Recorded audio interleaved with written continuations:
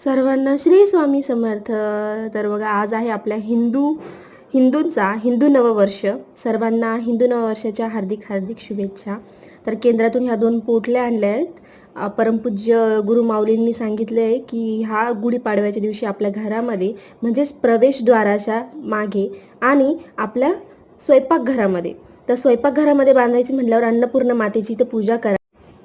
अन्नपूर्णा माता आपल्याला अन्न देते, म्हणजे आपण जे अन्न खातो तर त्याच्यामध्ये तिचा आशीर्वाद असल्याशिवाय ते शक्यच नाही. म्हणजे कोणताही व्यक्ती ते अन्न ग्रहण करू शकत नाही जर अन्नपूर्णा मातेची त्याच्यावर कृपा नसेल तर.